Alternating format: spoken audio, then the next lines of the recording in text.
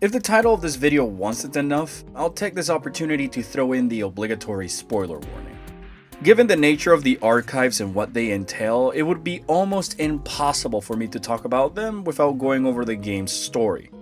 So if you haven't already finished this masterpiece, I suggest you go and complete it for yourself first and then come back to this video later. Last thing I want to do is ruin some of the awesome surprises in store in this game. With that said, I hope you enjoyed the video. Okay, so I've been meaning to ask, could you explain these mysterious archives to me, please?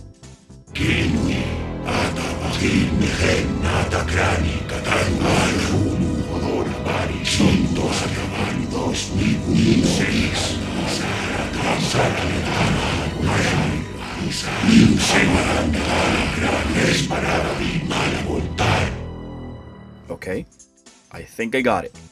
But just to be safe, how about you explain this to me like if I were a 5-year-old who didn't speak bird magic?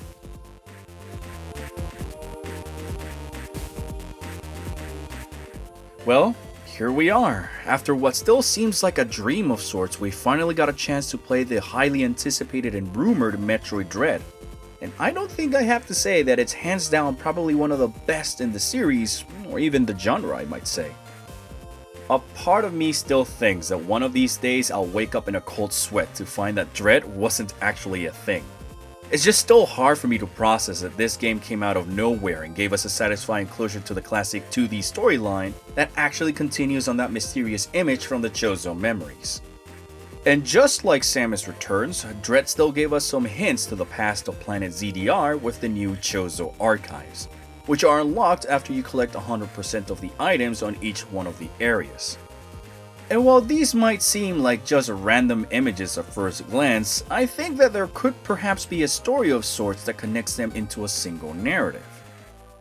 But I have to mention a small disclaimer before I jump into the analysis, and it's to clarify that this is just merely a theory I made on the subject, and had some input from a few members on my Discord server to help me iron out a few details. This is by no means the end-all be-all story behind these archives, it's just a theory at the end of the day. And if at some point in the future we find a better explanation for them, I'll come back to do an update on this video. But I think you guys may be pleased with the narrative we made for the time being.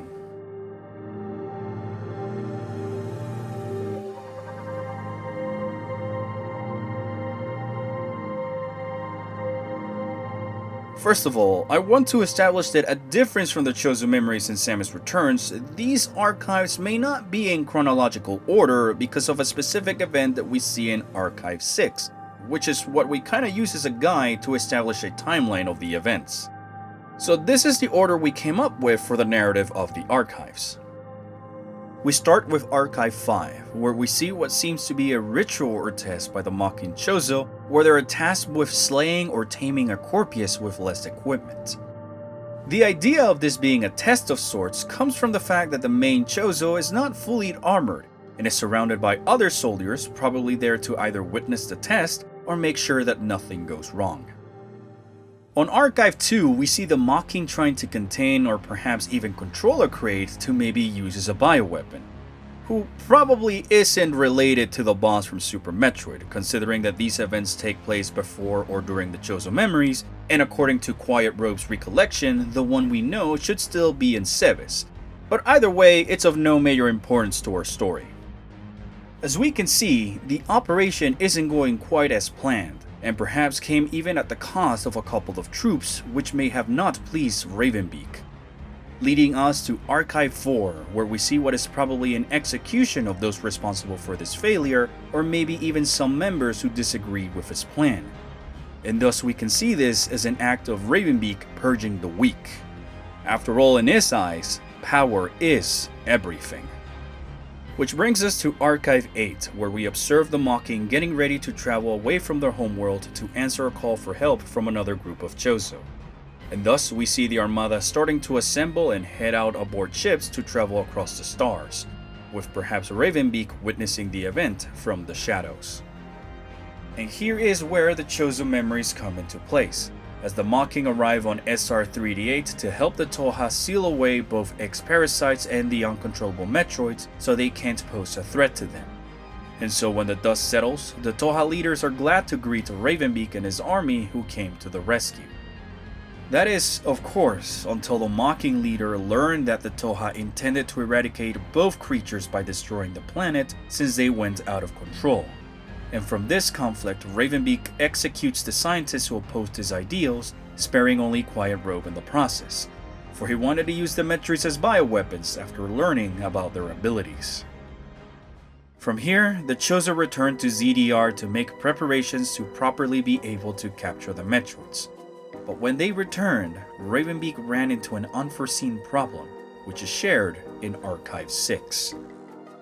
Here we see what Quiet Robe had told us, that on their return to their homeworld, one of the soldiers was actually an X in disguise, and after hearing the horrors of their capabilities and the fact that it was almost impossible to distinguish the infected, Ravenbeak sets a quarantine in Ellen, which is then barricaded as the soldiers try to fight off the parasites. But this ended up sealing the fate for anyone who was trapped inside. Knowing he wouldn't be able to control the parasites, Ravenbeak decides to contain the spread for the time being until he was able to return with the Metroids in order to properly extinguish them. As you can probably tell, this is the main reason we decided that the previous archives I had mentioned had to take place sometime before this one. Since we see the Chozo soldiers with their normal red eyes, meaning they most likely have not gone to SR-3D8 and get exposed to the X-Parasites, which the game identifies with their hollow white eyes, meaning there was still no quarantine, and it's also why we don't see any soldier remains outside of Elen. From here we move to Archive 3 that could take place during the same time as 6 or sometime after it, where we see Quiet Robe working on what seems to be Experiment C-57, the boss that you later fight in Cataris.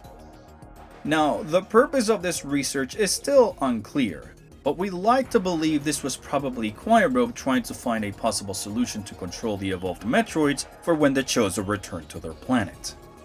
But another personal theory of mine is that he could perhaps been trying to find another way to fight the X-Parasites or even undo their damage, which is a topic I would rather save for another video where I can discuss this idea in more detail. This then brings us to the point where Ravenbeak returned to SR-3D8 sometime during the events of Super Metroid Orpheon, only to find the caverns open and all the Metroids exterminated by the hands of Samus. And thus did the Chozo's plan lay in ruin, or at least it seems so until he learned about what happened to the planet later on. Considering the great threat that the Metroids pose to the galaxy and that the Federation agreed on their extermination, then it's easy to believe that this news would spread across the galaxy. So it wouldn't be too far-fetched to assume that even someone like Ravenbeak could catch wind of the situation. And seeing how his plans ultimately resided on the planet, it would make sense that he kept an eye on it until its ultimate destruction and the end of fusion, which probably gave the Mocking the information he needed to know that Samus had something that made her resistant to the parasites. And here is where the Chozo sends the mysterious footage of the X to lure Samus onto his planet. But instead, he would find 7 robots arriving, the Emmy sent by the Federation to confirm and exterminate the parasites on site, the ultimate safety measure so they could fight them without risking another incident like the one on the BSL station, and not having to rely on Samus for every encounter. Which brings us to Archive 1. Where it's revealed that Ravenbeak was the one responsible for the damage on the first Emmy you encounter on the planet. Perhaps displeased by the robots, he decides to test their strength, finding them capable of resisting heavy damage considering this unit was still active once you arrived on ZDR, and thus wonders if there could be another use for them. In Archive 7, we see the 2 Chozo studying the robot. Ravenbeak knows that if the Emmys disappeared, it would force Samus to come to the planet and investigate, and at the same time he could use them as tools to hunt her down and get the Metroid DNA from her body, a fact that has Quiet Robe extremely concerned. At the same time, I like to imagine that the Emmys must have a sample of Samus's DNA in order to hunt down the X. This thought mostly comes from the opening of the game, where we see the breakdown of the robots with a strand of DNA next to it, which kinda matches with Samus's infected DNA seen earlier in the intro. which we also then see on Archive 7 when the Chozo are dissecting the Emmy. So it's perhaps thanks to this how Ravenbeak was able to reprogram the units to specifically hunt her down. And as you can probably tell, this leads us straight into the game's story. With the Emmys gone and Samus being the only one capable of fighting the X-Parasites, she descends into planet ZDR to find herself facing her biggest challenge yet. Thanks to the game, we know that Ravenbeak's initial plan was more straightforward. Defeat Samus and take her body to an Emmy to get the DNA and be able to make his army with Quiet Road. However, seeing that the bounty hunter was awakening to some inner powers got his attention, and so he allowed her to live so she could grow stronger. And either way, he would see a profit out of this. If Samus perished, he could just extract her DNA, but if she survived and grew stronger, he could get an army more powerful than imagined. All he needed to do is to wait for Samus to grow and develop her abilities in time. Which is why perhaps he released the X from Ilin, to force her DNA to mutate, just like the Metroids on SR-388. Or I guess it's because it awakened to his mocking presence, at least according to this conversation towards the end of the game that kinda confuses me, but I'll address this in a future video. Sadly, unlike Samus Returns, there is no secret archive to be found, since collecting 100% just unlocks a special image to commemorate all the 2D games. Which is not bad, all things considered, since Sakamoto mentioned he would like to start something new with the series moving forward. So it makes sense not to have a cliffhanger here so that they could focus more on the closure of the Metroid saga, and so they don't have to commit to any ideas this early on. There is a lot more I could discuss considering the archives, but this is where I wanted to leave it for the time being, since I have enough thoughts to make a separate video altogether, going over the details in Dread that give us more lore on previous games, and even solving some of its mysteries. While this story isn't a definitive explanation to the narrative of these archives, since they are a bit more abstract when compared to the Chozo memories, hopefully this story can help bring some sense into these images, or even offer a starting point for others to come up with their own interpretations that can help us reach a more concrete conclusion of these events.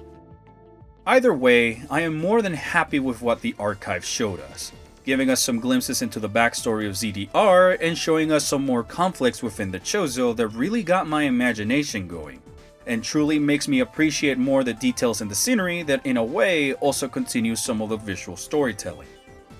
And as I've said in the past, I am a firm believer that not having all the answers to our questions can make for some equally interesting storytelling, because it leaves the room open for our imagination to come up with the solutions that in a way helps bring the community together, and makes us come back to the game months or even years after we complete it.